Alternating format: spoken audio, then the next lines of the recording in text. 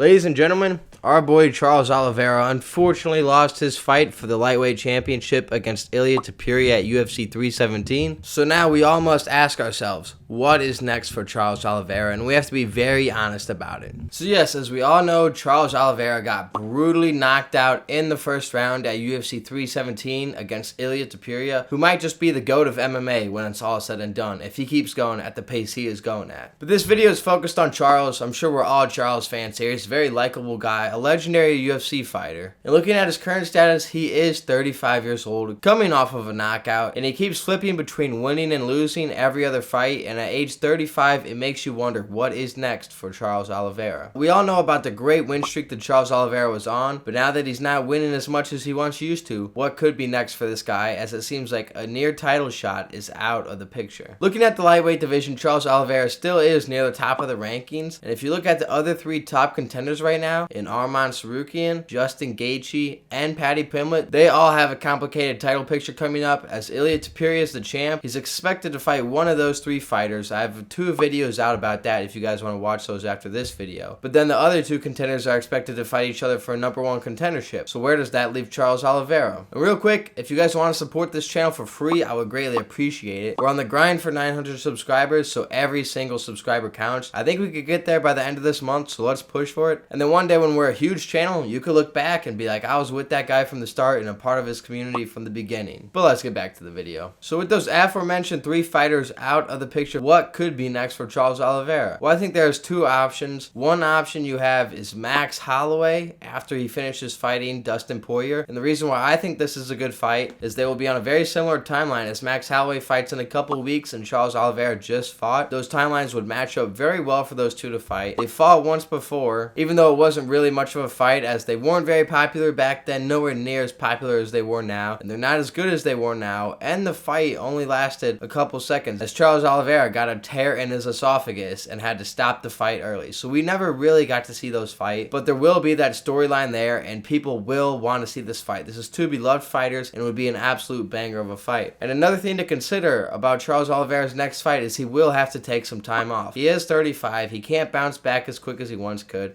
And he also just had another kid. Congratulations to Charles Oliveira. But I'm sure he's going to want to take some time off from fighting for a few months to spend some time with this kid. And as we all know, Max Holloway is about to fight Dustin Poirer. And we all expect that to be a pretty brutal fight. So Max Holloway is going to be taking some months off as well. So I say you give them both a rest and have them come back at the end of the year or beginning of next year and fight each other. That could be a co-main event or a feature fight on a pay-per-view. And everybody would love to see that fight. Now the other fighter you could book Charles Oliveira against is Dan Hooker. Dan Hooker does not currently have a fight, but he doesn't really seem like he's in a rush to get a fight. He's not really in title talks at the moment, even though he's not that far out of title talks. But I'm sure if you said you're going to fight Charles Oliveira, he would definitely wait for that, because if he gets a win over Charles Oliveira, the UFC is very likely to put him in a title match soon, as Dan Hooker is a very exciting fighter and a very loved fighter. People would love to see Dan Hooker fight for the championship because he always brings a war in every one of his fights. And both these fights are winnable fights for Charles Oliveira, whereas if he fought Arman Tsarukyan or Ilia Topuria again or Islam Makhachev, if he came back down, I think that Charles most likely loses all 3 of those fights. But someone like Max Holloway or Dan Hooker is a much more winnable matchup for Charles Oliveira. All those fighters are loved fighters, and the fans would be hyped to see those fights. And the third and final option would be for Charles Oliveira to move up to 170 and face some contenders up there. He'd be near the top of the picture, but there actually is a pretty good list of guys that would be above him for a title fight. So he would have to win 2 or 3 fights at 170 before even getting a title chance. And I just don't know if we're going to do that at age 35, bulk up to there and then fight through that title picture, especially when you consider how good the top of 170 is. It is legitimately one of the best, if not the best division in the UFC right now, so that would be a very tough thing for Charles Oliveira to do. So I think he stays at 155. But with that being said, that is the video for today, guys. Subscribe to the channel, like the video if you've made it this far. It all is really appreciated. It helps me grow a lot, more than you could ever know in the algorithm. But let me know down below what you guys think. I respond to all comments, so drop your thoughts and I'll respond to them. But with that being said, I'll see you guys in the next video. Deuces.